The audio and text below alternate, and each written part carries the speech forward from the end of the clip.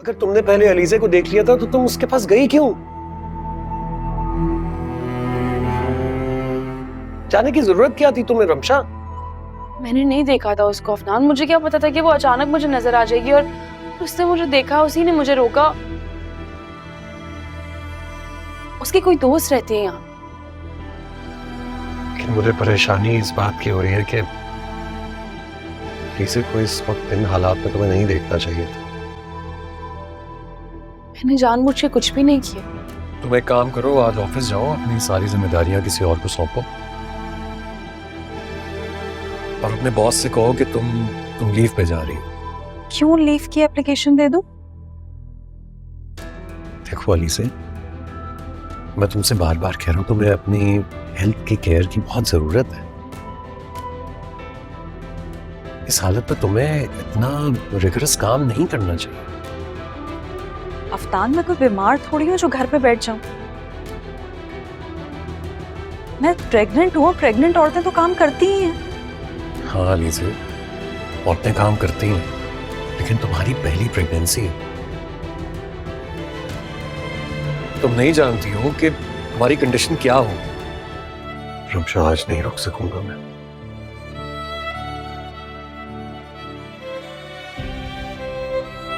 अलीजे की हालत ठीक नहीं है। मैं इस हालत में उसे अकेला नहीं छोड़ सकता। अगर नॉर्मल हालात होते तो रुक जाता, मगर क्या?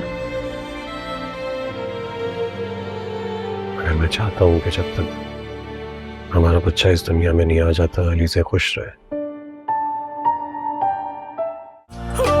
धोखा मुझे यार से मिला।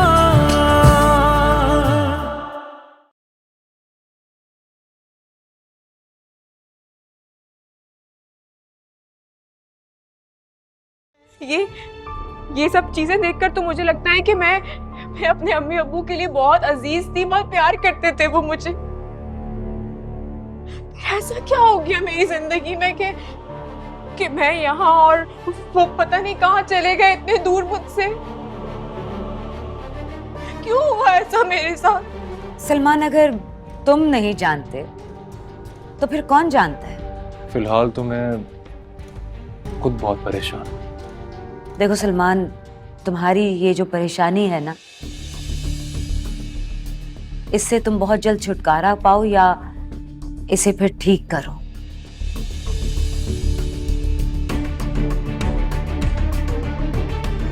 आपने मुझे पहले ये सब कुछ क्यों नहीं बताया?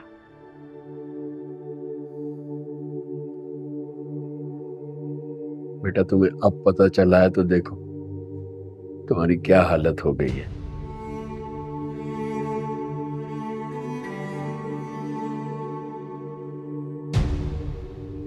अगर पहले बता देते तो तुम्हारी शख्सियत बिल्कुल ही बिखर जाती। तुम एटलीस्ट मुझे तो बता सकती हो ना, शेयर तो कर सकती हो मुझसे।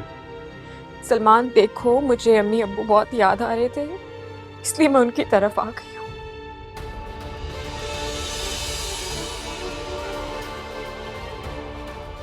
और कुछ दिन यहाँ पर रहना चाहती हूँ, प्लीज मुझे डिस्टर्ब नहीं करना।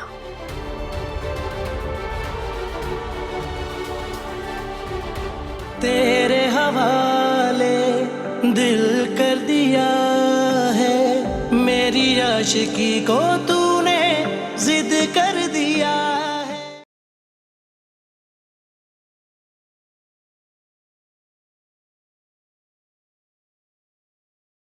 जो हुआ सो हुआ, बात को बार बार दोहराने का क्या फायदा है भैया? और हम किस मुंह से मुराद का गिरेबान पकड़ेंगे जब हमारी बहन हिसाब बराबर करके आई है अपने मियाँ को थप्पड़ लगा के?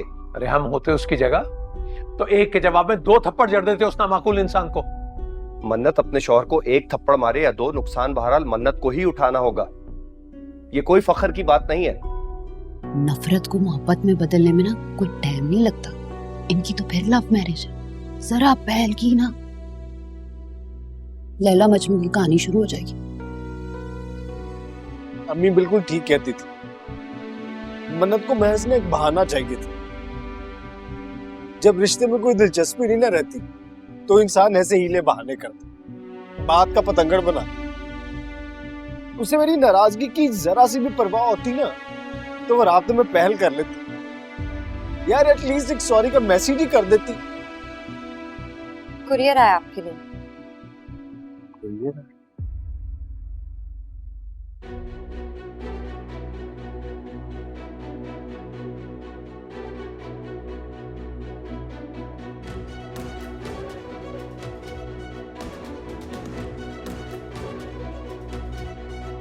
अम्मी, खुला का नोटिस है।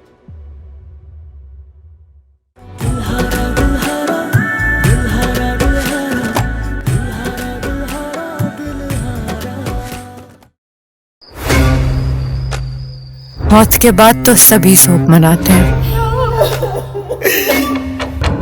यहाँ तो मौत से पहले ही उसका ऐलान हो गया।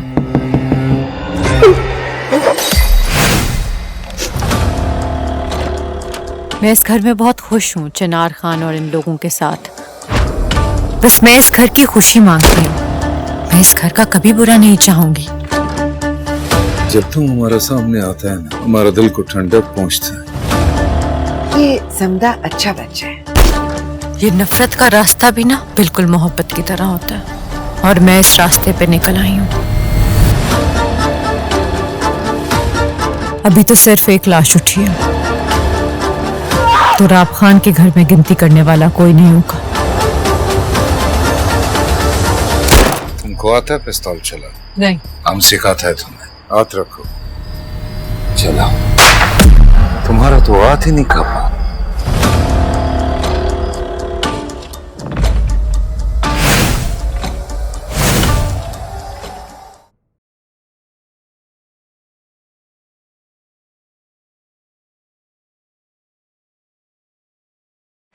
ये इज्जत, ये नाम, ये मकाम हमने बड़ी मुश्किल से हासिल किया है। किसी भी राह चलते की वजह से हम इसे गंवा नहीं सकते। हुस्ना ने मुझसे कहा था कि अगर मैं हरीम को ठुकरा दूं तो वो मुझसे शादी कर लेगी। अब कौन से अहम मामला डिस्कस करने रह गए सिर भाई? हरीम, तुम्हारा मेरी जिंदगी में आना ऐसा है जैसे किसी बेजान चीज में खुदा ने रूह फूंक दिया।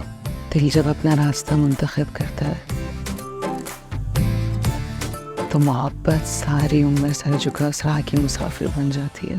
इस घर में तुम्हारे लिए कोई जगह नहीं है, और जब तुम इस घर से जाओगे तो दुनिया जो तुम्हारे साथ सलूक करेगी फिर तुम्हें अंदाजा होगा। दफा जाओ।